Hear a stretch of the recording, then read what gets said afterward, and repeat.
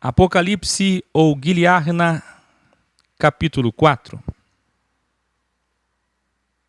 Educare, após conhecermos como o Criador vê e como serão seus veredictos, que é isso que significa aquelas 7 cartas, 7 estrelas, agora somos levados metafisicamente no trono imaterial do Criador, de onde procederão todas as demais vaticinações. Então, depois daquelas coisas, chegou o momento de, a partir do trono que representa fonte, origem das vaticinações, da voz do próprio Criador. É isso que significa, e não um trono literal, como muitas pessoas imaginam, um trono literal e Deus sentado. Muito bem. De lá emanarão todas as vaticinações a partir do capítulo 4. No capítulo 4 veremos o Criador Espírito.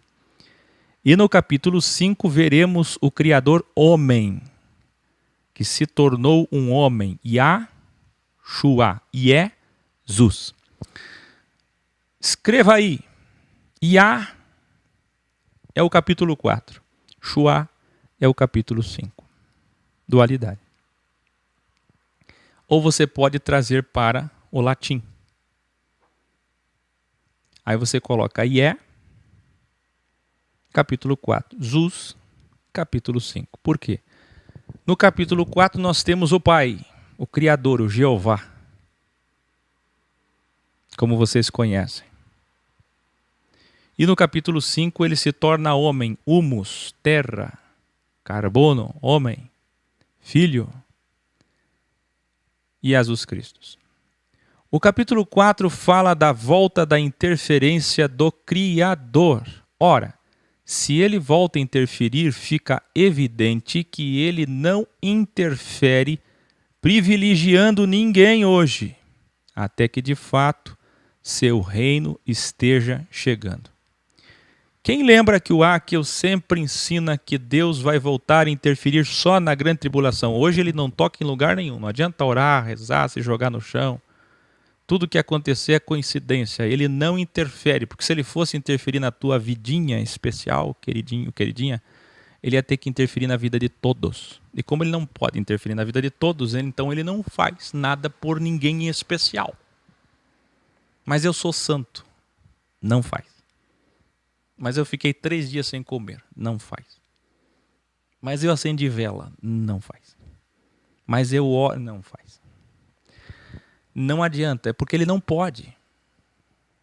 Se ele fosse fazer para um, ele teria que fazer para todos. Pensa bem. Para que ele faria para vocês e não? Não, é incrível, é triste demais. Se vocês pararem para pensar, travou aqui o chat, vocês têm que me avisar sempre. Se vocês forem pensar, é tão triste, tão lamentável, porque o cristão dos Estados Unidos e o cristão aqui do Brasil, por exemplo, eles chegam a dizer que foram abençoados, e vocês sabem que não existe mais bênção.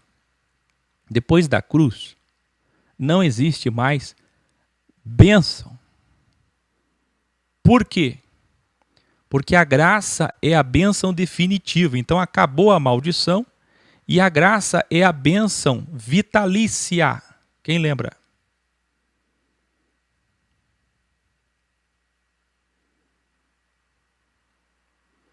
Então tem gente que acha que é abençoado. Veja que eu tenho que falar, ensinar e ao mesmo tempo consertar o chat.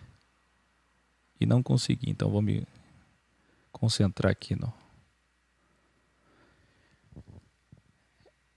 Pensem o seguinte: como pode alguém do lado de cá, no Ocidente, que é mais próspero que boa parte do Oriente, apesar que agora as coisas vão mudar, segundo o senhor George Soros, um grande bilionário, é a hora do Oriente.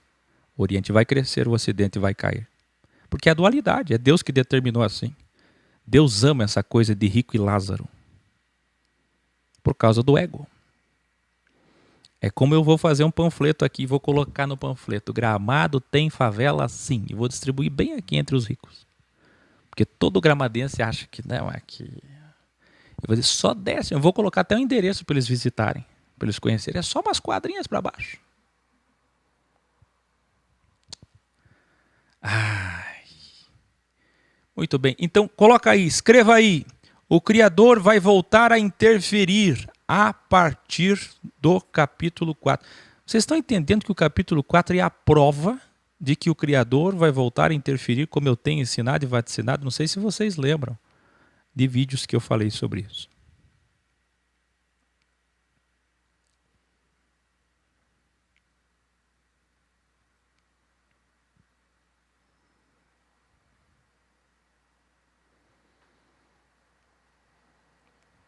Nós vimos no grau anterior que o termo guardar é, na verdade, permanecer.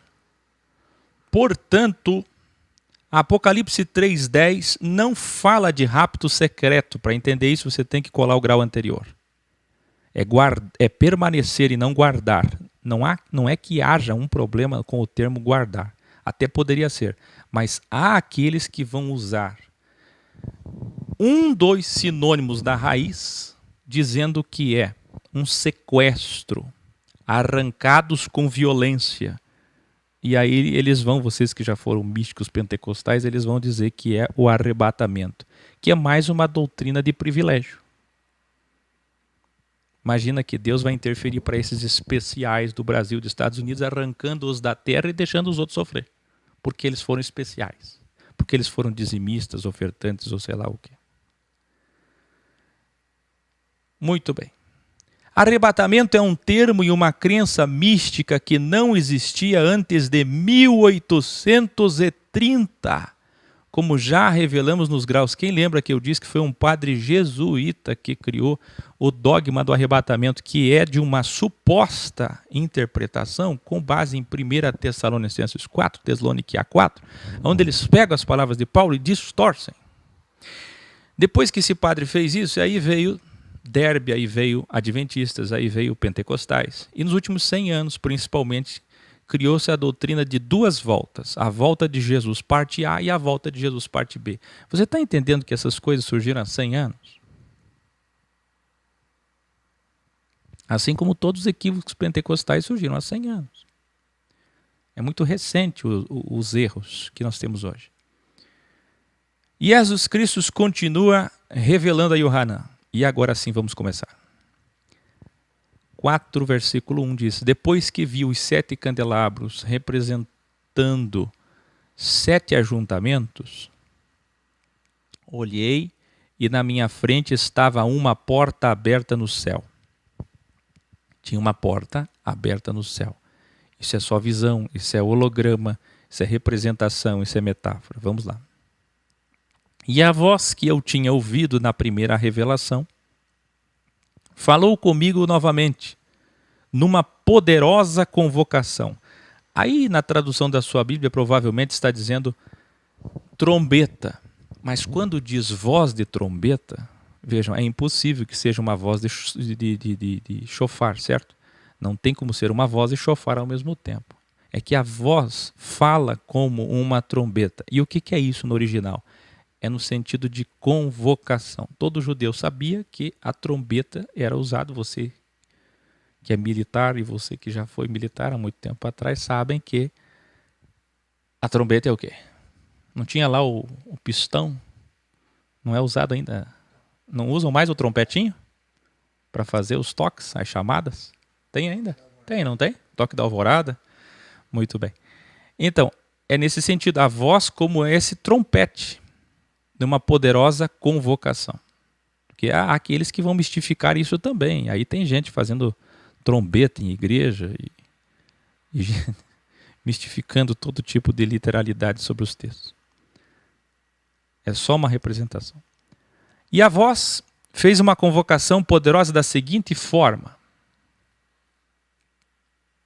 Deixa eu parar aqui para... melhor vocês tirarem mesmo, porque senão eu ia dar uma resposta. A voz disse o seguinte: suba aqui e lhe mostrarei o que deve acontecer logo depois de Laodiceia e Filadélfia. Quem lembra que Laodiceia e Filadélfia é uma bifurcação? É uma escolha. Filadélfia é fraca, pobre igual Esmirna, e Laodiceia é riquíssima, egoísta. Portanto, o Criador a considerou um delta. Quem lembra do delta? Cega, miserável e nua.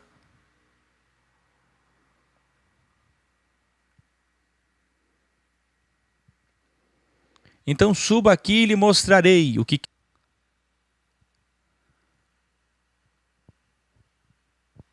Vocês podem lembrar disso? Impelido, transladado, Jesus, teve uma queda só, já retornamos. Jesus foi levado ao pináculo do templo, depois ao monte mais alto, e de lá ele viu todos os reinos do mundo. Quem lembra que nós falamos ontem? Nenhum monte na terra, lá de cima, nem que seja do Everest, dá para ver todos os reinos da terra. É metáfora. É só para representar o poder e o que é que significa Satanás. E vocês viram que Satanás é quem? É o chifrudo da Idade Média ou é o próprio mundo de ilusão e matéria? Segundo Yohanan, é tão simplesmente o próprio mundo de matéria. Então, depois da igreja morna, isto é, que serve a dois senhores, ele estava diante do trono imaterial levado por esse espírito. Quem lembra que nós revelamos ontem que no mundo espiritual é igual ao mundo de softwares, de código-fonte, digital, virtual, onde tudo é possível. No mundo imaterial, depois da morte, não tem mais matéria fixa. Tudo é possível. E nele estava assentado um homem. Quem é este homem? Revelare. Pasmem que aqui os pentecostais, nos últimos 100 anos, vão dizer que o suba aqui para João representa o arrebatamento. Isso é triste, porque são 700 milhões de pessoas que acreditam nisso. Essas pessoas vão se frustrar. De todos os crentes fiéis, e que os 24 anciões representam todos os crentes salvos morando no céu. Nós veremos aqui em breve os 24 anciões, e segundo eles, representam os crentes que já estão morando no céu. Olha a conjectura que se faz pegando textos isolados, faz uma axiologia para poder chegar na doutrina do rapto secreto. Veja o grande estrago causado por aqueles que isolam textos. O mais lamentável é que todos os cultos e missas possuem pregações e sermões e não ensinos. Eu já falei isso muitas vezes aqui, cabe repetir quantas vezes for necessário, a diferença de escola para igreja, casa de rituais. A diferença de professor para pregador. A diferença de ensino para pregação. Por quê? Porque numa pregação, num sermão, você pode escolher o texto que você quiser. Você se baseia em texto isolado, sempre é o seu bel prazer, o bel prazer do pregador. O pregador e a pregadora têm o direito de escolher um texto isolado, e se ele quiser juntar esse texto com tantos outros quantos quiser, ele pode. Ele junta vários versículos isolados e forma a sua doutrina, seu sermão. Isso a hermenêutica permite, a homilética permite, e é isso que destruiu toda a cristandade hoje. Ninguém mais lê o texto holisticamente. Para poder afirmar isso, eles vão ter de dizer que o Apocalipse 4 é o arrebatamento. Presta atenção. E do capítulo 5 ao capítulo 19, toda vez que aparecer o termo santos, cristãos, justos, que são equivalentes, se refere aos judeus. Entenderam isso? Segundo 700 milhões de pessoas que pregam a doutrina do rapto, eles dizem, inclusive eu me lembro de uma pessoa que eu ajudei muito aqui na internet, que é o, lá de Washington, o pastor Moabel. Todo mundo diz, todo teólogo se vangloria dizendo, Capítulo 1, 2 e 3, a igreja está na terra. E no capítulo 4, a igreja foi arrebatada. Sempre se diz isso. Quem sabia aí? A partir do capítulo 4, a igreja está no céu. E os que ficaram? Tá, mas o capítulo 5, 6, 7 até o 19, do 5 ao 19, toda hora fala de cristãos na terra. Cristãos, cristãos. Mas é que eles leem na Bíblia o termo santos. E o que eles não sabem é que santos no original, é equivalente a ex, é equivalente a justos, é equivalente a perfeitos, é equivalente a cristãos, é equivalente a jesuínos, é equivalente a messiânicos. Mas aí a jogada escatológica é: até o 4 a igreja está na terra, no 4 a igreja sobe. Não tem nenhuma relação. Isso aqui é uma visagem, uma visão que João teve de uma porta. E nessa visão do holograma ele foi até aquela porta. Não tem nenhuma conotação com ninguém hoje que vai subir coletivamente num rapto secreto. E do 5 ao 19, aí eles dizem, toda vez que aparece justos, santos, se refere a Israel. Olha que incoerência. Aí eu fiz isso aqui para vocês entenderem. Ó, leia aí. Olha isso. Se depois do capítulo 5 é que será para os judeus, como é que fica a incoerência do foco, do destinatário do livro de Apocalipse? Quem entendeu?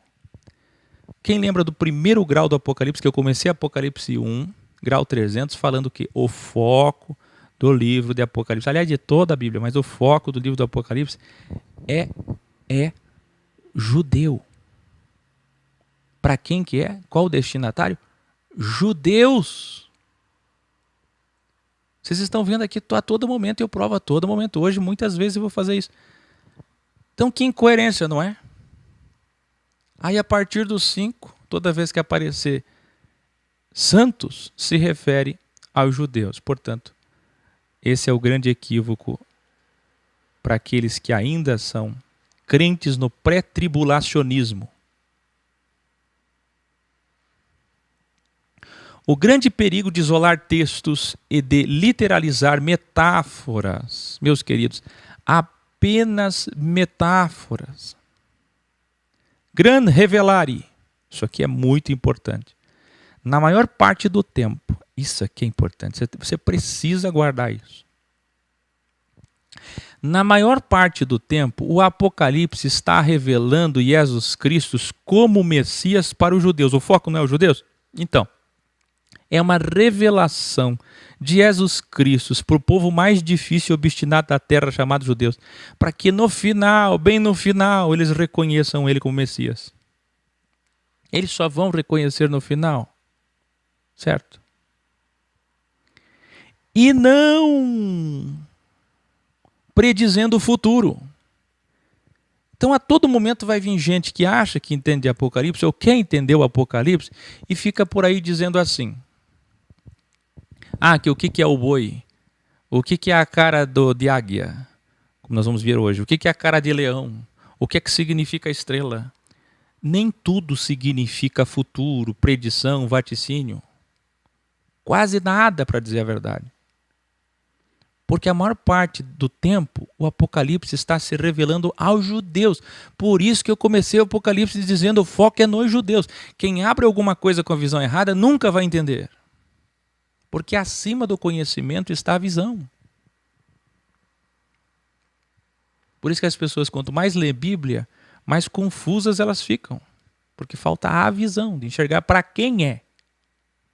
Qual é o destino? Lembra dos graus 146 ou 199 dos dias de Jesus? Que eu sempre dizia, para quem é? Toda vez que Jesus falou alguma coisa, é para alguém. O problema do Bíblia, do legalista, do crente, do evangélico, sei lá, ele pega a Bíblia e ele quer tudo para ele. É tudo para ele, é a palavra de Deus, é a palavra de Deus, é a palavra de Deus para mim, é para mim. Não é para você. Não é para você. A essência é, claro, a essência. Nós conhecemos como Deus pensa, como Deus é, como Ele vê por ali. Mas só. Eu vou repetir isso aqui, que isso aqui é muito importante.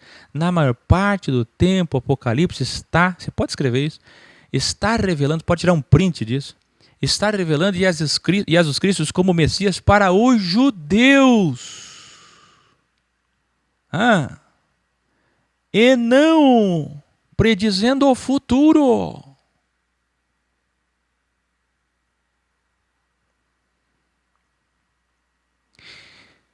Eu já ensinei vocês em outras oportunidades escatológicas que, outra coisa importante, o Apocalipse é a narrativa do que o homem vai fazer. Vocês precisam ficar em total silêncio agora e se concentrar para entender o próximo texto. Senão vocês não vão entender. E aquilo que não se entende não se segue, aí critica o professor. Silêncio agora, hein? Olha esse texto aqui. Vê se você entende. Os judeus estão na lua do filme Show de Truman. Quem assistiu Show de Truman? Quem é que fica na lua? Porque o Criador os colocou lá através da armadilha das promessas abraâmicas feitas a Abraão, que mal interpretadas geraram ego no coração das 3 principais religiões do mundo. E nós veremos no capítulo 17 e 18, a meretriz, a prostituta é Jerusalém, não é o Vaticano não. É Jerusalém, a mãe do cristianismo, a mãe do judaísmo e a mãe do islamismo. As 3 maiores religiões do mundo nasceram em Jerusalém. E todas com a interpretação da armadilha. O Criador fez uma armadilha, pedra de tropeço. Quem lembra? Veja, o Islã abre o Alcorão e diz, essa promessa de Abraão é para nós. E olha o mundo como é que está. 1,5 bilhão de islâmicos, muçulmanos, turcos e árabes. Olha como é que está. Aí vem os cristãos e diz, não, essa promessa de Abraão é para nós, porque temos Jesus, a revelação dele, aceitamos ele como Salvador. Aí 1,3 bilhão de cristãos, olha como é que está. Aí vem os judeus, dizem, não, essa promessa é para nós, povo exclusivo do Senhor. Isso tudo através de um entendimento de uma mesma promessa. O mundo está do jeito que está por causa de uma promessa feita a Abraão. E Deus sabia que isso ia acontecer. Porque todos os povos iam pegar aquela promessa e interpretar errado, e por causa do ego. Mas por que Deus fez isso? Por causa do que eu estou falando aqui, que é muito, muito difícil de entender. Mas se você entender, o Criador está interferindo até hoje através do ego do próprio homem. Eles matam, quem lembra de João 10,10? Não é o diabo que veio para matar, roubar e destruir. Quem veio para roubar, matar e destruir é o líder religioso e político. Eles matam, roubam e destroem, e assim, olha que difícil entender o que eu vou falar. E assim o Criador interfere sem precisar colocar suas mãos diretamente. Isso que eu chamo de glória. Fazendo isso apenas indiretamente, através dos judeus, muçulmanos e cristãos egoístas, que são os senhores deste mundo. Quem é dono da Vale? Dessa tragédia de Minas Gerais? Um judeu. O dono da Vale é um judeu. Quem são os senhores desse mundo que mandam em tudo? Os judeus. E depois, qual que é o segundo braço mais poderoso? A Igreja Católica. E o terceiro braço mais poderoso? O califado. Vai lá para Dubai para você ver o poder. Catar, Arábia Saudita, Emirados Árabes, Turquia. Todos eles são poderosíssimos através do dinheiro, são os senhores desse mundo, porque nunca entenderam que o reino do Messias não é aqui. A todo momento Jesus dizia, o meu reino não é aqui, não é daqui, não é agora, não é e não é. Aclamavam ele a todo momento, queriam presidente de Israel, queriam ele como líder político e ele fugiu. E quando encontraram ele na sinagoga de Cafarnaum, ele disse, o meu reino não é deste mundo, não é agora. Por que não é deste mundo? Porque não é do mundo material, é do mundo imaterial. E Jesus Cristo continua revelando a Yohanan. Quem entendeu esse revelare aí, hein? Esse gran revelare. Vocês conseguiram captar aqui? Conseguiram pegar?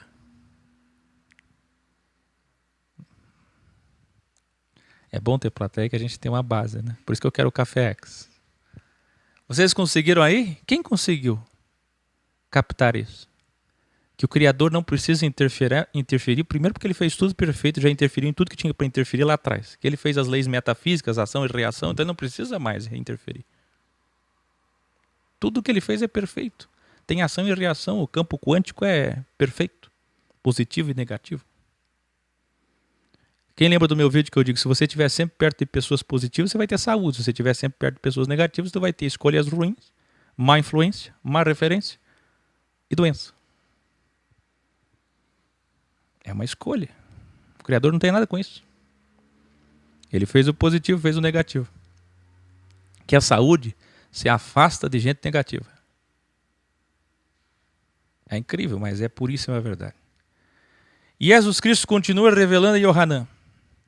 Era o nosso sumo sacerdote. Quem é que estava sentado no trono? O nosso sumo sacerdote. Ai, ai, ai. Não era para estar Jeová ali e depois Jesus do lado, à direita? Não tem a trindade? Não era para estar Jeová, o mais velho, o mais brabo e o mais poderoso e o maior. E do lado um trono menor. Mas quem está sentado ali é quem? Escreva aí. Quem está sentado ali é Jesus Cristo. Então cadê o Pai? Sim, meus queridos, não tem pai e filho. É metáfora. É o Pai que se fez filho. É isso que os judeus não entenderam até hoje.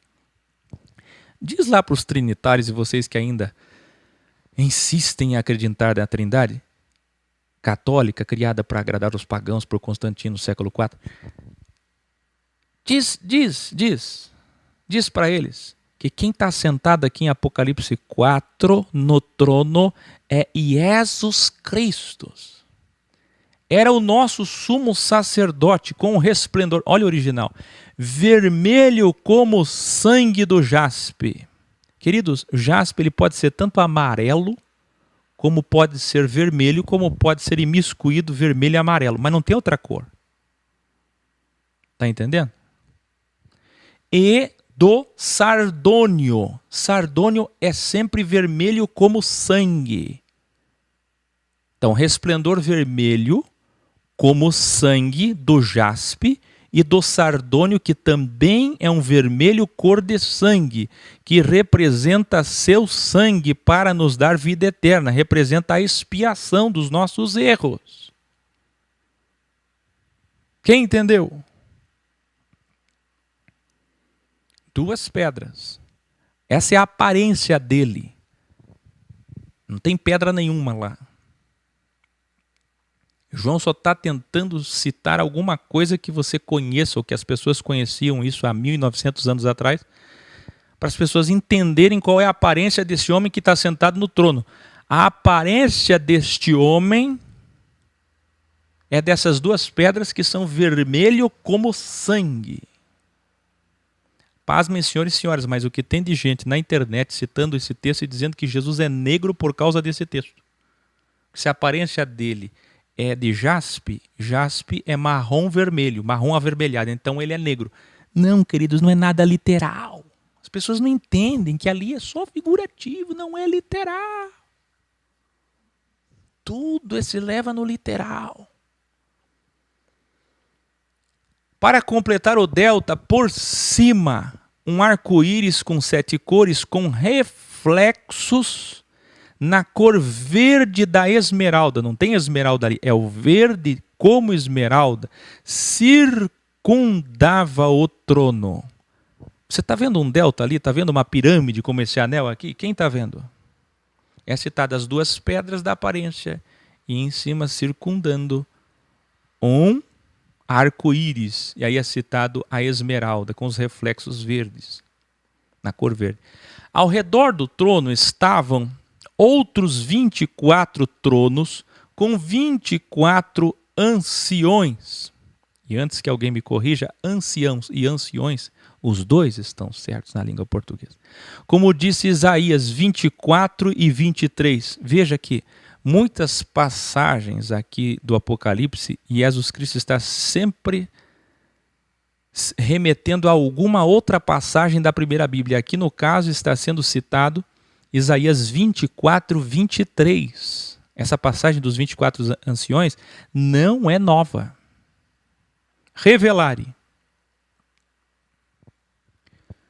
Como a linguagem é para os judeus, a passagem de Êxodo 28, 15 ao 21 nos mostra que no peitoral do sumo sacerdote tinha 12 pedras. Quem é que está sentado no trono? Não é o nosso sumo sacerdote?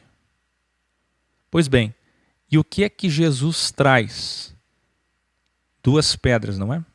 Escreva aí, alfa e ômega, dualidade. Princípio e fim, dualidade. Alfa e ômega, alfabeto. Princípio e fim, que é o amém. Cronos, tempo. E se ele quiser falar de pedras, com base em Êxodo 28, ele pode falar de Urim e Tumim, do peitoral. Mas ele pode falar do que ele está falando. Jaspe e sardônio, porque era a primeira e a última pedra. Das 12 tribos, cada pedra para cada tribo, a primeira e a última. Então, quando cita essas 2 pedras, é tudo sempre de propósito, porque ele é o primeiro e o último. A expiação do começo ao fim. Quem entendeu? Muito bem. Mas é mais do que isso. Lá, os sacerdotes tinham 12 pedras preciosas, arrumadas em 4 fileiras. Você pode colocar aí, escrever aí no seu caderno de anotações, 4 vezes 3? 4 fileiras de 3, ou seja, 4 deltas, 4 pirâmides, 4 dálets, 4 anéis do Áquil aqui, ó. Sinceramente, vocês que estão colando desde o grau 146, quantos anéis isso aqui vocês já viram desde o grau 146? A Bíblia toda tem esse anel, e ainda assim até o final eu sou satanista, Beuzebu, herege. Só por causa desse anel. Eles não conhecem. Eles não conhecem. 4 vezes 3, 12. 4 fileiras. 4 deltas. E aqui Jesus Cristo tem apenas um delta, que é jaspe, sardônio e esmeralda, de pedras preciosas citadas. Quem entendeu? Que lindo, não é? Na primeira Bíblia, sempre aparecia primeiro o sardônio e depois o jaspe. Por quê? Porque os judeus esperavam primeiro a expiação dos seus pecados e depois o Messias e o reino, como agora eles estão esperando. Escreva aí, Gran Revelare de Áquil. 2 rabinos dos mais importantes de Israel disseram que até as eleições de abril desse ano o Messias vai aparecer. Eles erram muitas vezes, eles falam isso muitas vezes. Faz parte da ansiedade de querer ver o Messias. Mas é bom ficar atento. 2 rabinos muito respeitados da comunidade messiânica de hoje, comunidade israelita de hoje, de nosso tempo, agora disseram que até abril desse ano, nas eleições de Israel, o Messias pode aparecer. Porque para eles primeiro vem a novilha. Quem viu que eu mostrei lá que a novilha não pode ter mais do que quantos pelos de outra cor? Delta de novo, anel de novo. A novilha não pode ter mais do que 3 pelos de outra cor. 3. Para ser perfeita. Por isso que está difícil chegar ao Messias, porque não tem uma novilha com... Mas vai ter que aparecer essa novilha, eles vão fazer a inspeção, essa novilha vai nascer com os 3, no máximo 3 pelos de outra cor. Porque a novilha vai ser morta exatamente ali onde fica uma igreja católica hoje, um santuário pequeno, de frente ao Domo da Rocha, em Jerusalém. É ali que eles têm que imolar essa novilha e depois queimar essa novilha e espalhar as cinzas para pagar todos os pecados dos judeus desde 70 depois de Cristo, quando Jesus destruiu o templo.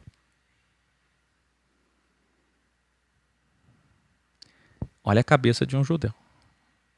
Depois da expiação, para você entender o Apocalipse, tem que entender a cabeça de um judeu. Depois da expiação, é que vem a purificação, o significado do jaspe. Veja, o jaspe aqui deixa o vermelho sangue para ser transparente, como cristal. Mas não foi falado que jaspe é amarelo ou vermelho? Sim. Marrom avermelhado? Sim. Só que em Apocalipse 21, 11, aparece o termo jaspe novamente como um cristal. Acontece que tem um problema. No original grego, a mesma palavrinha para jaspe é a mesma para diamante, escreva aí. Então o que deve ter acontecido? Aqui em Apocalipse 4 estava falando do jaspe vermelho e lá em Apocalipse 21 está falando do diamante. Mas o tradutor da Bíblia, sem saber disso, pegou e colocou jaspe.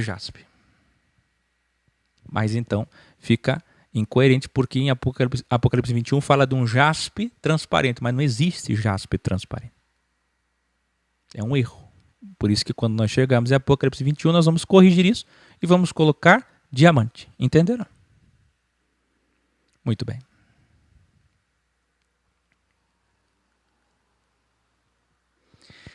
O jaspe aqui então deixa o vermelho sangue para ser transparente como cristal, como veremos em Apocalipse 21, 11. O arco-íris também não aparece em vão, porque para os judeus, olha só, para os rabinos, ele é uma representação da glória do Criador. Inclusive os rabinos costumavam dizer que o homem não deveria ficar olhando um arco-íris e como as pessoas fazem, batem foto e filmam, que é lindo, não deveriam, porque eles tinham temor que representaria o pacto feito com Noé, e segundo os rabinos não deveria ficar banalizando essa imagem tão gloriosa. Isso na cabeça dos rabinos. Estão entendendo por que apareceu um arco-íris no trono? Ninguém pense que vai morrer, ninguém pense que vai morrer, vai chegar no trono, vai ver Jesus com a cor marrom avermelhado de jaspe e de sardônio, e atrás dele um arco-íris. É só representação. Entenderam? É só para que os judeus identifiquem tudo aquilo que eles aprenderam na literatura deles rabínica.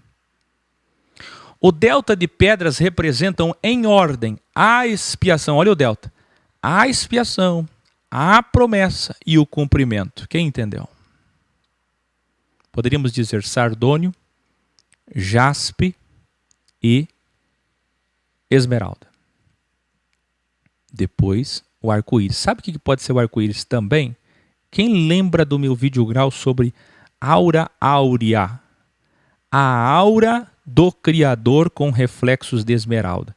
Porque é interessante que esse arco-íris tem reflexos de esmeralda. Quem aqui já viu uma esmeralda? Ela é linda, não é um verde qualquer. Então esses reflexos de esmeralda podem ser, na verdade, uma aura. Nós todos temos uma aura metafísica que nós não vemos, mas essa aura apareceu para João, em cima de Jesus, uma aura. Por que a aura apareceu? Porque os judeus acreditavam que a aura aparecia em cima de pessoas ungidas, especiais e perfeitas. Então tudo isso tem significado para os judeus. De repente esse arco-íris com reflexo de esmeralda não era um arco-íris, mas uma aura. Entendeu?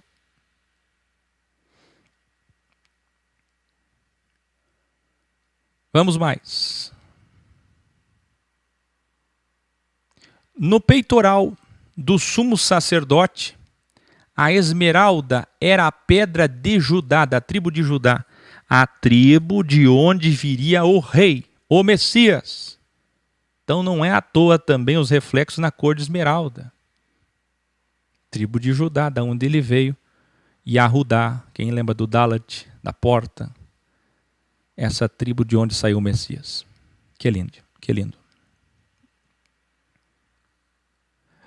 Jesus Cristo continua revelando a Yohanan. Os 24 homens são os 12 mestres da primeira Bíblia e os 12 mestres da segunda Bíblia.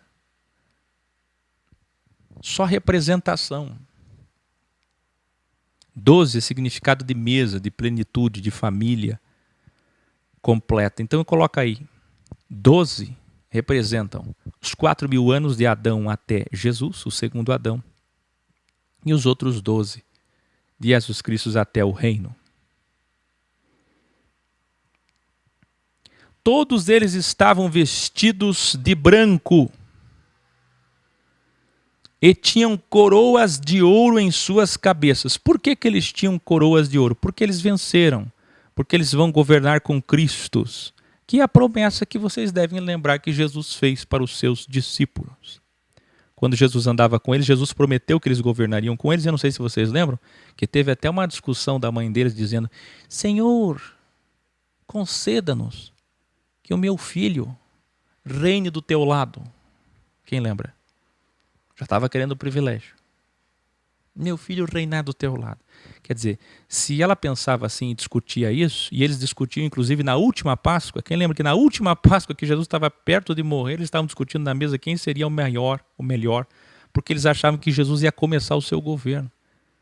Jesus, muito sagaz na mesa, disse assim: queridos,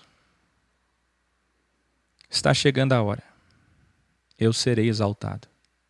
E eles pensaram: pronto, começou. Agora pronto, todos nós seremos políticos, governantes, poderosos. Ele vai reinar, vai dominar o mundo. E nós vamos ter nossos ministérios. Ministros do governo mundial. Errado. Quando ele falou que estava sendo exaltado, que ele seria exaltado, que ele seria levantado, ele estava dizendo que ele seria exaltado, levantado na cruz. Que armadilha. E eles não entenderam. Se nem os discípulos do lado entenderam, imagina os demais judeus. Imagina vocês cristãos. Vocês fazem a mesma coisa, pegam as palavras de Jesus: serei exaltado, não entendeu. A coroa não é aqui. A coroa é ali. A coroa é para quem venceu. Então representa os vencedores da primeira Bíblia e os vencedores da segunda Bíblia. Revelare, e não quem foi arrebatado, pelo amor de Deus.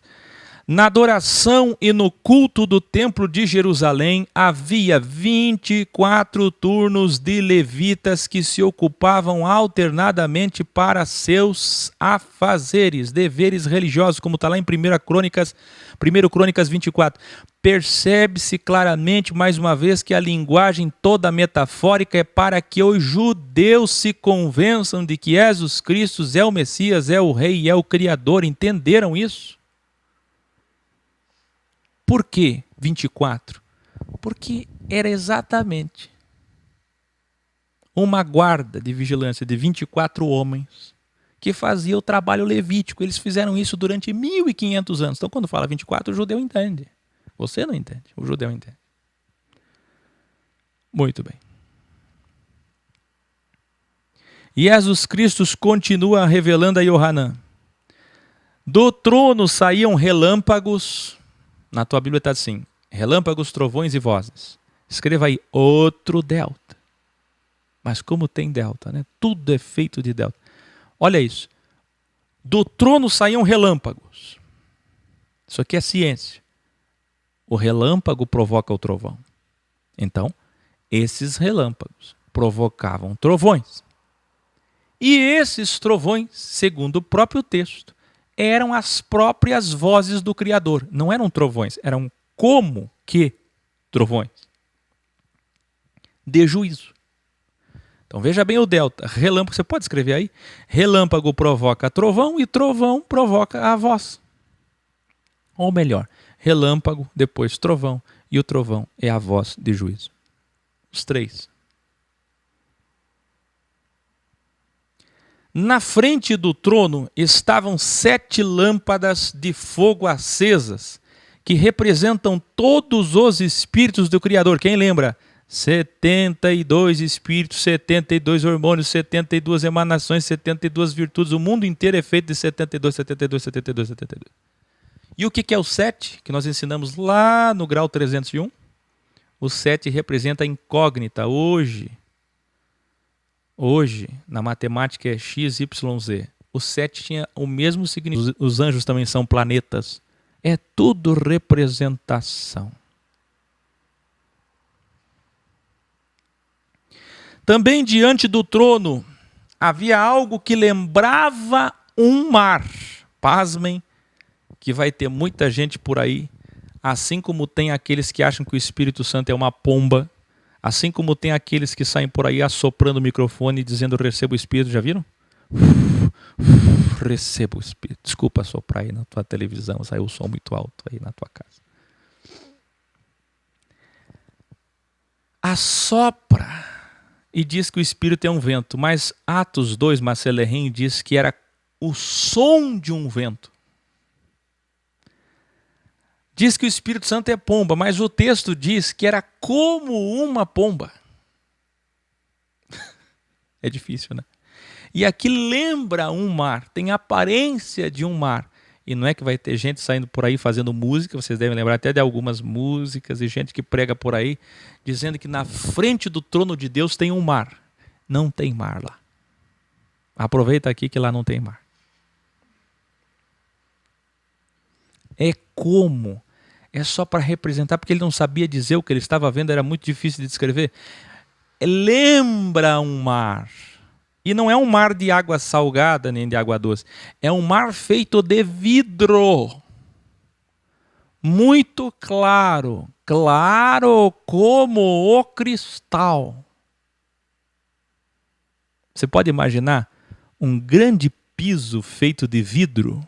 Hoje até a gente tem na arquitetura alguma coisa assim, dá até para entender melhor. Agora imagina João vendo isso 1900 anos atrás. Aí ele falou, como um mar de vidro. Um mar, não.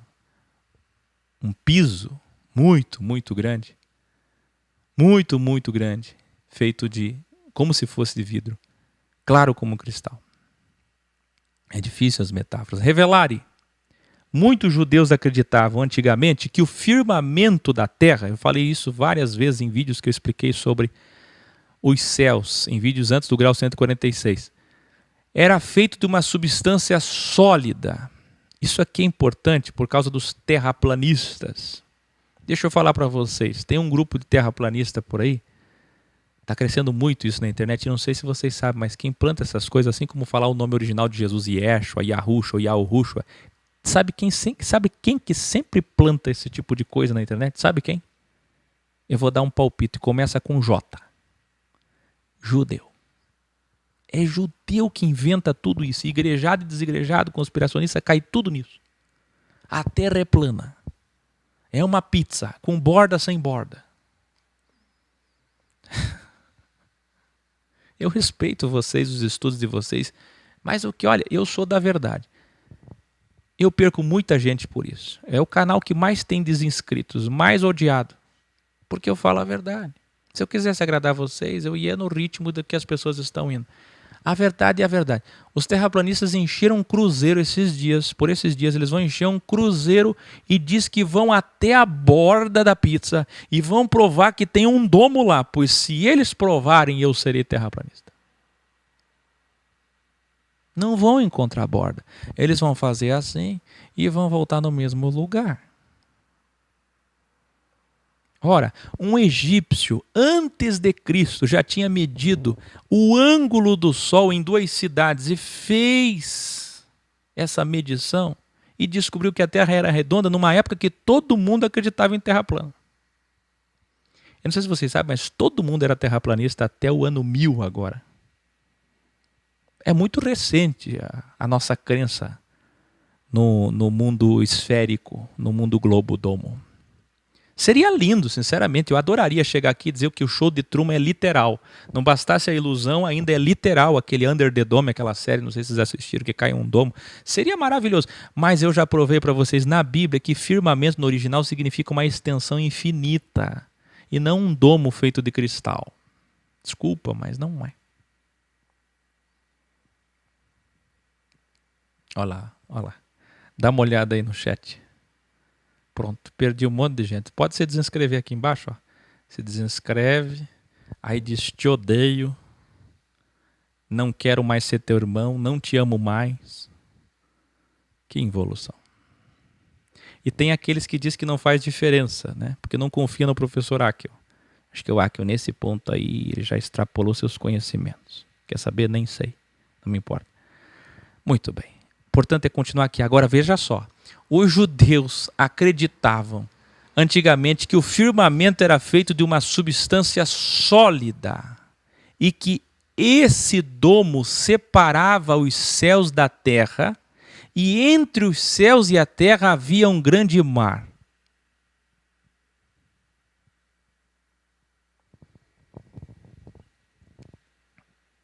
Escreveram para mim ali que isso não edifica. Como que não edifica? Eu não escolhi esse assunto, eu não escolho o assunto. Eu estou seguindo o que está aqui. Os judeus, está aqui, ó. Olha a tela aí, olha aí. Olha o assunto da Bíblia. É a Bíblia quem está falando aqui, ó. Eu não sei, eu estou só seguindo o que está aqui. Olha ali. Vou ler de novo. Muitos judeus acreditavam antigamente que o firmamento era feito de uma substância sólida. Eles acreditavam. Quem? Os judeus. Eram terraplanistas, antigamente. E que esse domo separava os céus da terra, e entre os céus e a terra havia um grande mar. Os judeus acreditavam nisso. Entendeu isso?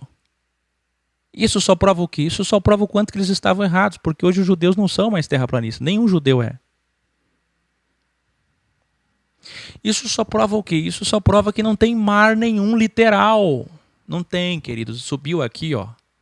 Não tem um domo, um firmamento. E também não tem um mar e depois o trono. Entre o trono e a terra não tem um mar. Não tem um mar. Vocês viram.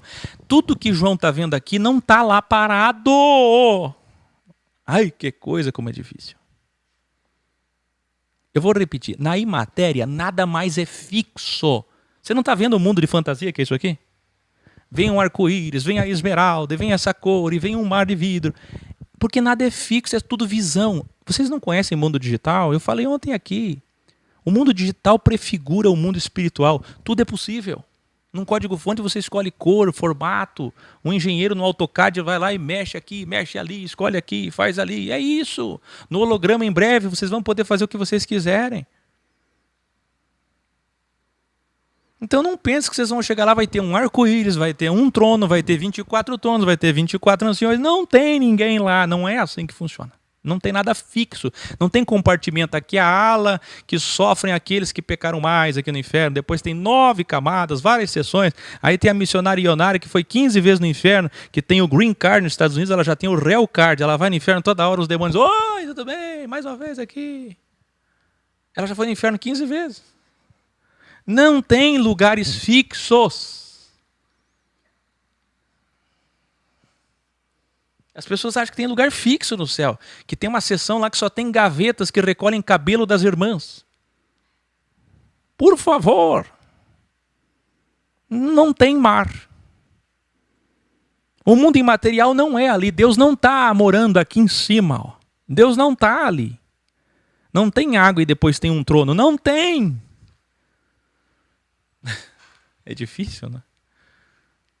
As pessoas não entendem o mundo imaterial.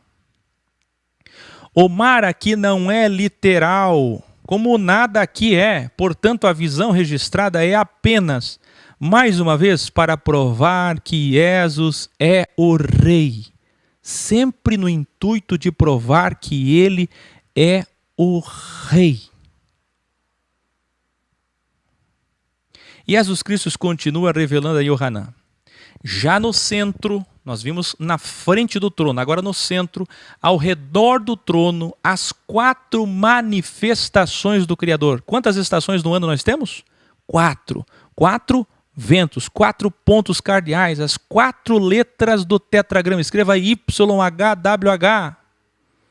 Do seu nome, os 4 elementos que formam o corpo humano: nitrogênio, oxigênio, carbono e hidrogênio. Os 4 elementos materiais que formam toda a matéria: água, fogo, terra e ar. Muito bem. Que lindo isso. Representados por 4 seres vivos que eram cobertos de olhos, tanto na frente como atrás. Que Deus é esse? É interessante isso. Porque as pessoas têm sempre a imagem do anjinho branquinho, bonitinho, com asinha. Anjo não tem asa. Mas aqui diz que tem 6.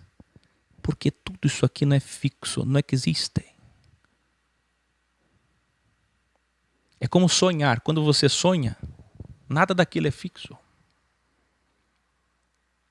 Vocês viram que esses 4 seres representam todo o domínio do Criador da matéria? Quem lembra dos meus vídeos graus lá atrás? Septo, camada do espelho, a árvore da vida, jardim do Éden, sefirotes, septologia, zodíaco, alquimia, nem me lembro mais tantos títulos. Se alguém puder colar aí alguns vídeos que eu fiz antes do grau 146, entre o 80 até o 146, eu falei muito profundamente sobre cada significado de cada número. Naquela septologia zodíaco, eu falei sobre todos os números, e o 4 é um número muito importante. Porque as 4 letras do nome de Deus estão presentes nos 4 elementos da matéria que compõem todo o universo e as 4 substâncias químicas que formam nosso corpo. Entendem? E esses 4 seres que estão aqui representam isso. Lembra que eu disse lá no grau 300 que você só entende o Apocalipse quem entende dualidade quântica? Olha só. Só entende Apocalipse quem entende dualidade quântica. Todos os graus estão nesse livro. Não precisa comprar o livro. Está em vídeos. Sabedoria Suprema. Quem lembra? Aqui, só para facilitar vocês, está a transcrição de todos os graus que falam exatamente disso. Então, quem entende de quântica e dualidade, vai entender o Apocalipse. Quem não entende de quântica e dualidade, não vai entender o Apocalipse. Porque fala de 4, aí não sabe nada de 4, não está familiarizado, por que 4? E esses olhos? E esse Big Brother aqui? Por que tantos olhos? Lembra que eu disse a vocês que o mundo digital é o mundo espiritual? Isso aqui que vocês têm, é um olho ou é uma câmera? Pensa bem. Vocês estão vendo a minha câmera aqui, né? Não vocês que estão aí, mas eles que estão comigo aqui, os 4. Parece ou não parece um olho essa câmera? Tem até a pupila ali. Não tem? Vocês têm um olho ou têm uma câmera? Enfim, eu falei sobre isso no vídeo Cérebro. Olha só esses seres. Se vocês vissem esses seres, vocês se assustariam, não se assustariam? Vocês iam dizer assim, eu estou no inferno. Como é que pode um ser cheio de olhos, até nas costas? Isso aqui não é no céu, não. Vocês não conhecem Deus, né? Deus é aquele que fez o pernilongo, não esqueça. A muriçoca. E afinou em Lá maior.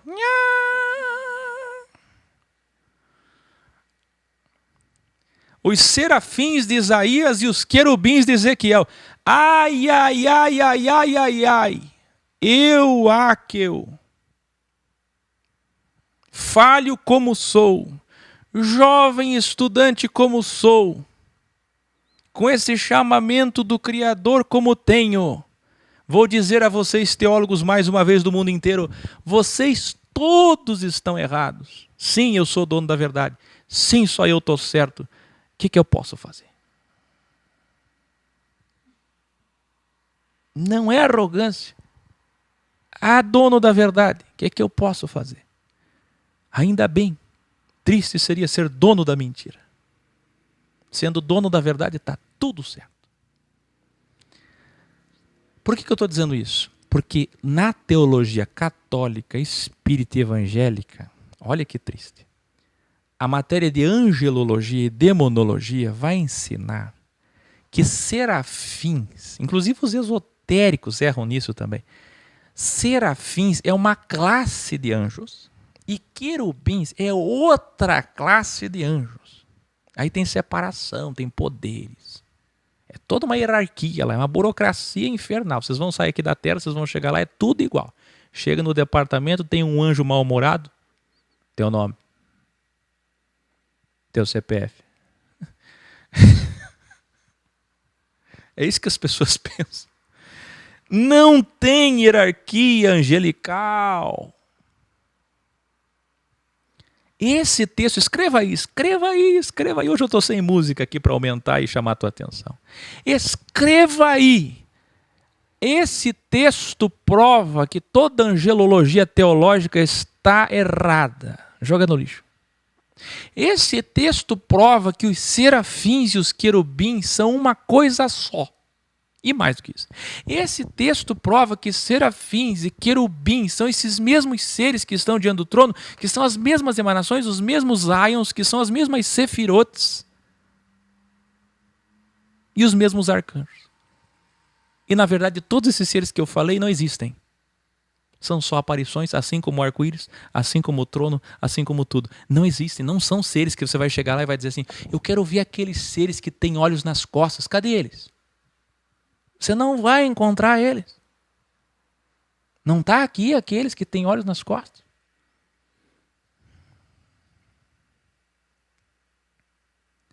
Estão preparados? Olha isso aqui. Os serafins de Isaías, quem lembra de Isaías 6? E os querubins de Ezequiel são os mesmos. Revelare. Para os judeus, os olhos representam os ofanins. Escreva aí, ofanins. É uma classificação de anjos que os judeus acreditam. Uma personificação dos olhos nas rodas da visão celeste de Ezequiel 1. Os ofanins representam aquele que tudo vê. Olho esotérico dos Rosacruzes egípcios, o único criador. Eu e o Eloy, eu nasci em Curitiba, acho que o Eloy também, né? Ah, é, Telêmaco Borba, mas conhece bem Curitiba, né? Desde sempre. A André também é de Curitiba ou não? De Curitiba. Vocês conhecem bem ali no Santa Cândida, Tingui, na verdade, aquela sede da Amorc, Rosa Cruz. Lembra? O Rosa Cruz é muito mais evoluído que maçonaria. E eles citam um faraó poderoso que ele queria acabar com o politeísmo no Egito. Ele não queria mais acreditar em tantos deuses, não fazia sentido. Ele dizia, tem que ter um só Deus, um só Criador que fez todas as coisas. E esse faraó começou a buscar esse único Criador. Mas ele nunca encontrou respostas satisfatórias. Então os Rosacruzes, eles vão atrás desses mistérios, de que um faraó começou a entender que todos aqueles deuses que eles acreditavam, Ra, Osíris, Ísis, eram na verdade um só, que se manifestava de formas diversas. Quem lembra do olho de Horus? O olho que tudo vê. Por que vocês acham que os maçons têm esse entendimento? Os Rosacruzes, os esotéricos? Por que vocês acham que os judeus que criaram essas sociedades esotéricas têm esse entendimento? Nunca se esqueça. Esqueça da maçonaria, porque quem criou a maçonaria são os judeus. Judeus. Os judeus entendem do olho que tudo vê. Pois bem, a Bíblia está falando do olho que tudo vê. Deus não é espírito? Não é um só espírito? E a Bíblia não diz que são 7? Deus não é como nós, que tem 2 olhos, sextra e dextra. E aqui não diz que são muitos olhos? Está vendo que tudo é nada? Não tem lógica lá na imaterialidade. As coisas não seguem uma lógica. Por quê? Porque não importa. Lá tudo é possível em matéria de imagem, de aparência, de formação, de criação. Tudo é possível. Quer que eu prove? Gênesis 1. Disse Deus, Fiat Lux, haja luz. Código fonte, enter, play.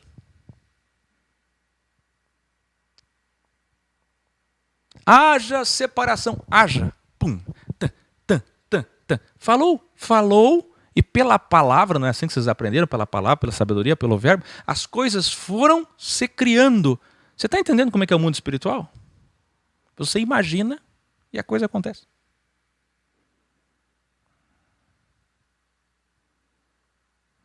Então não adianta querer entender céu, depois da morte, pensando como nós pensamos hoje. Nessa mente limitada. Os ofanins representam aquilo que tudo vê, o olho esotérico. Olha que coisa. No Apocalipse de Abraão, olha isso. Quem diria, mas esse texto aqui de Apocalipse 4 está citando um texto de Apocalipse de Abraão, de 1 Enoque, de Ascensão de Isaías, outros livros mais antigos que os judeus conheciam, que eu já disse isso.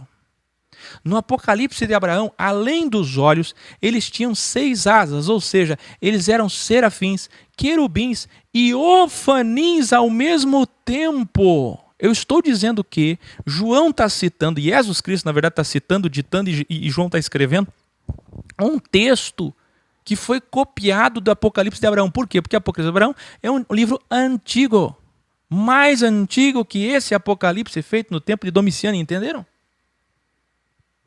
Como é que funciona a lei dos direitos autorais? Quem tem a originalidade? Quem veio antes. O Apocalipse de Abraão veio antes. Então, esse Apocalipse aqui copiou o texto de Apocalipse de Abraão, e lá em Apocalipse de Abraão disse que os olhos e as asas, os serafins, querubins, ofanins, era tudo a mesma coisa. Então não pense que vocês vão chegar lá e vai dizer assim, agora quero ver os querubins. Onde é que fica a ala dos serafins? Agora quero ver os anjos. Agora quero ver os arcanjos. Agora quero ver os tronos. Não tem. Que coisa, né? E Jesus Cristo continua revelando a Yohanan. O primeiro ser parecia um leão. O segundo parecia um boi. Presta atenção. Parecia. E não é que tem gente por aí já fazendo música, pregação, escrita e cristão por tudo que é lá, dizendo assim, o que é aquele leão, aquele boi, aquele homem? Não é leão, não é boi, não é homem. Presta atenção. É parecia. Semelhante. É o que João lembrou para dizer, para escrever. Ele não conseguia dizer, então ele disse, olha, parece um leão. Tem jeito de leão, rei da selva. O segundo parece um boi. O terceiro parece um homem. E o quarto parece uma águia. Quando está voando, uma águia, quando está voando, quase que na mesma metáfora de pomba. Cada um deles tinha 6 asas, olha só. Não são 6 asas aquelas que nós vimos em Isaías 6? E aí, hein? E aí, como é que fica? E as asas eram cheias de olhos, tanto ao redor como por baixo das asas. Revelare. Como leão, o que significa? Quem é leão? O rei, autoridade. Mas é mais do que isso, calma. O boi é a novilha que os judeus procuram até hoje para a expiação dos pecados. E sempre representou para o judeu o Messias. Sempre. E o homem? Ele é o Criador feito homem, o Pai que se tornou filho. Para os judeus era o filho do homem, o profeta. Eles chamavam o profeta de filho do homem. E o que é a águia? Além do símbolo dos olhos, a visão, todos os olhos, juntos e miscuídos, representados por 2 olhos de uma águia, perfeitos, de uma visão perfeita, de uma renovação extraordinária. Mas aqui é mais do que isso. Significa o Criador imaterial que, como homem na terra, morreu como boi, venceu como leão, subiu para a imatéria, voou. Lembra que João subiu? Sobe para cá. E a águia voa. Quem é que pode voar? Só quem saiu da matéria. Por acaso vocês aqui podem voar? Vão ter que esperar um pouquinho o Uber de carro voador que vai chegar ano que vem. Quem é que pode voar? Quem é que tem essa habilidade? Não é de voar como um carro voador, como uma ave, como um gafanhoto. É de voar num translado, numa transmutação, de vencer o tempo, o espaço e a matéria. De ir para onde você quiser, quando quiser. Mais do que isso, de estar em todos os lugares ao mesmo tempo, que é o que acontece com um ser desencarnado, com o espírito. Então a águia representa aquele que venceu a matéria, foi para a imatéria, pode voar para onde quiser. O que é isso? O Cristo vencedor, o homem que venceu o mundo. Revelare. Agora vai ficar ainda mais profundo. Segundo a literatura rabínica, o trono do Criador é ladeado por 4 arcanjos. Olha isso. Todo rabino de sinagoga judeu sabe que no trono tem 4 anjos chefes. 4 arcanjos. 2. E esses seres que João viu estavam exatamente no número 4. ladeados. Ladeados ao trono. Olha isso. Então, o que é um arcanjo? Vocês estão conseguindo pegar o raciocínio?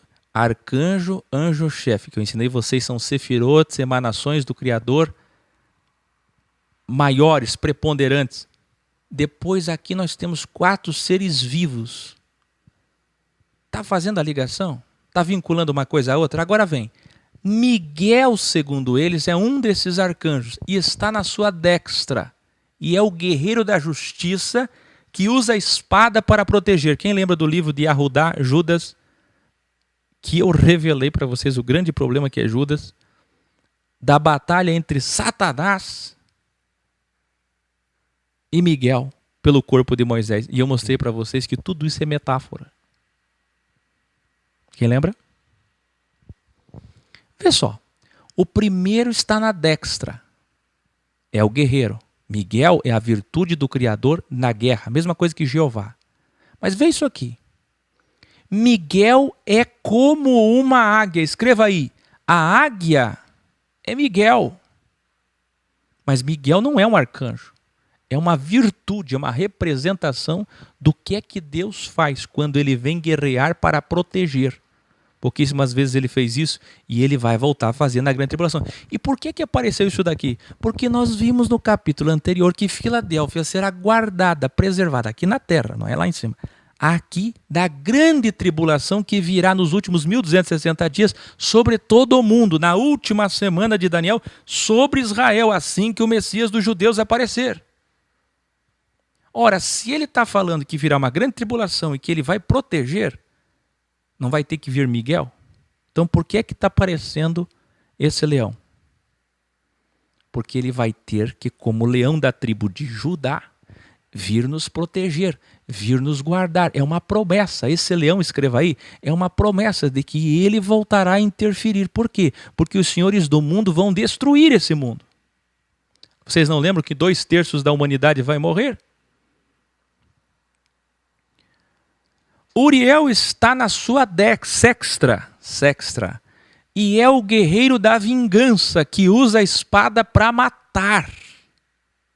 Poucas pessoas sabem, mas os judeus acreditavam no arcanjo Uriel, que era um arcanjo que Deus usava para matar. E aí, Deus é bom só ou Deus é bom e mau? E a dualidade, como é que fica? Cadê Uriel? Quem está entendendo?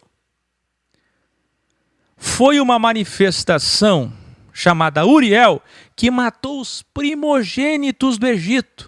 Portanto, ele é a manifestação da morte que chamamos na Bíblia lá atrás de anjo da morte. Escreva aí, Uriel é o anjo da morte. Sabe quem envia esse anjo? Deus.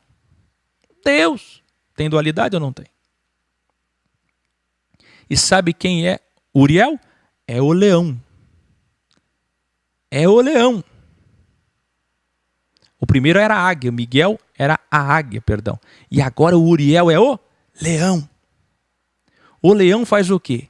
Devora. E a águia? A águia vem proteger. Se tem um símbolo de olho, vigilância, cuidado, tudo está sob os seus olhos, águia. E o leão? Devorador. Vocês não lembram que o diabo, ele fica ao nosso derredor, como dizem os crentes, bramando como leão, procurando a quem possa tragar. E eu ensinei vocês o que é que significa esse texto, não é isso. Eu ensinei o que é derredor. Derredor é aqui, ó. Diabo é o ego. Então aqui, ó, é muita informação para vocês, né? Mas vamos lá. Apocalipse é isso aqui mesmo, tem que assistir 10 vezes para entender. Vamos de novo aqui? Eu acabei falando que Miguel é o leão. Corrigindo, Miguel é como uma águia. E depois Uriel é o anjo da morte. Escreva aí, Miguel é a águia, guerreiro. Depois escreva, Uriel é o anjo da morte.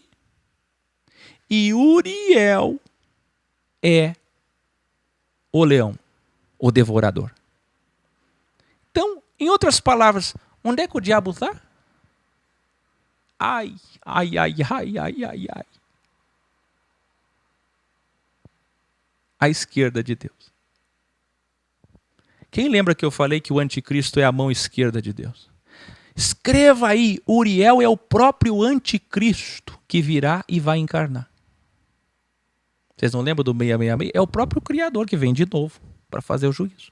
O Messias dos judeus que vem. Vocês não lembram Jesus dizendo, eu vim, não me receberam, me mataram, mas outro virá, fará tudo o que vocês querem e vocês receberão. Esse vocês não vão matar, mas esse vai matar vocês. É a vingança. É a justiça. O Uriel é o leão que vem de novo. É o 666. É o diabo, a figura do diabo, mas é na verdade a mão esquerda de Deus. A mão direita de Deus, o favor de Deus é a graça e Jesus Cristo, Jesus. Jesus é a mão direita. O anticristo é a mão esquerda. Do mesmo Deus. Só que quando a gente diz que Uriel está como um leão ao lado esquerdo do trono de Deus, que é na verdade do trono de Jesus Cristo, pensem bem, é metafórico, não é? Não tem nenhum ser ali. Não tem. Então se esse ser é metáfora, está representando o quê? A sexta da consciência do Criador.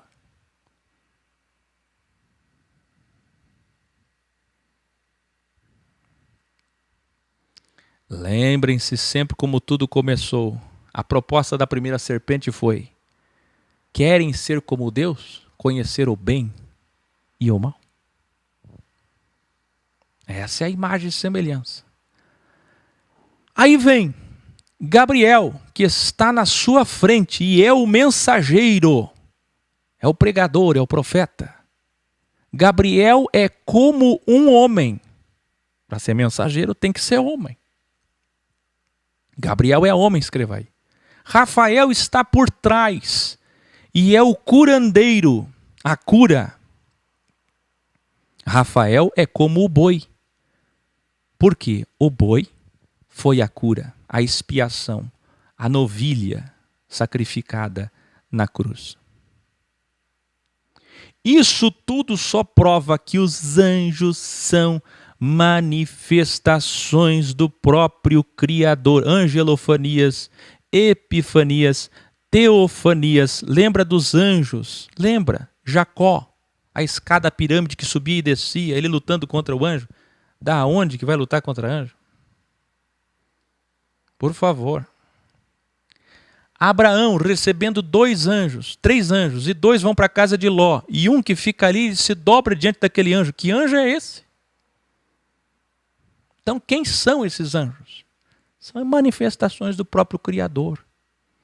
Lembrem-se que o Criador é espírito. Espírito. Espírito. E o que é espírito? Esse é o problema. Espírito também não é espírito. Espírito é um nome dado para a gente tentar entender. É difícil, né? Ele precisa de um corpo. A única coisa que nós sabemos é que espírito não tem corpo material. Não é matéria, porque é antimatéria. E se precisa de um corpo, vem em formato de anjo, vem. Pensa bem, Deus é espírito, aí ele quer falar com o homem, ele quer interferir na história. Como é que ele vai fazer? Ele tem que usar algum ser. E na poesia, sem perder a beleza, eu vou me manifestar, vou fazer a figura de um anjo. Um homem como eles, com luz e com vestes brancas. Não cai bem? Incrível. Mas não existe um anjo. É só a forma que ele vem.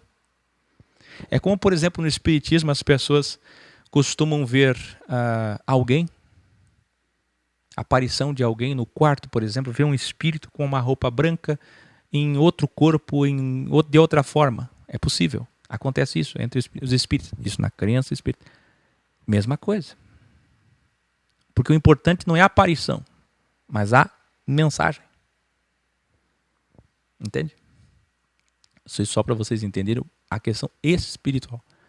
Como é que se dá a espiritualidade? E Jesus Cristo continua revelando a Yohanan. Você vê, são só 11 versículos e nunca termina, né? 24 mestres, 24 horas, 24 asas, 24 olhos.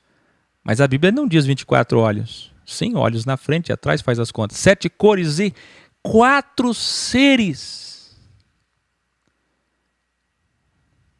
4 seres que repetem sem parar por 24 horas do tempo do homem, o Cronos. Isto é, uma vez a cada hora.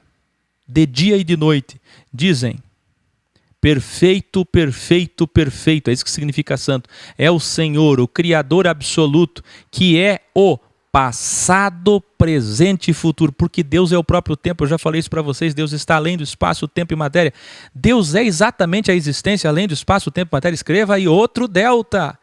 Passado, presente e futuro. Deus é o próprio presente, o passado e o futuro. Por isso que vocês têm déjà vu, prescrevu. Eu já tive aqui. Deu falha no holograma.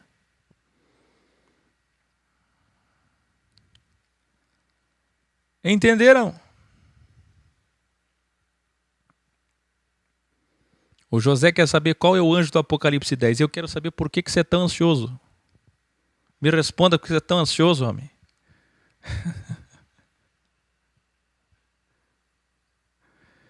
Cada vez que os 4 seres repetem essa frase de honra, os 24 mestres, 12 e 12, dualidade, se prostam diante do Criador eterno, assim como os reis raramente reconheciam alguém superior, e quando reconheciam, depositavam suas coroas, assim também os 24 mestres depositavam as suas coroas diante do trono.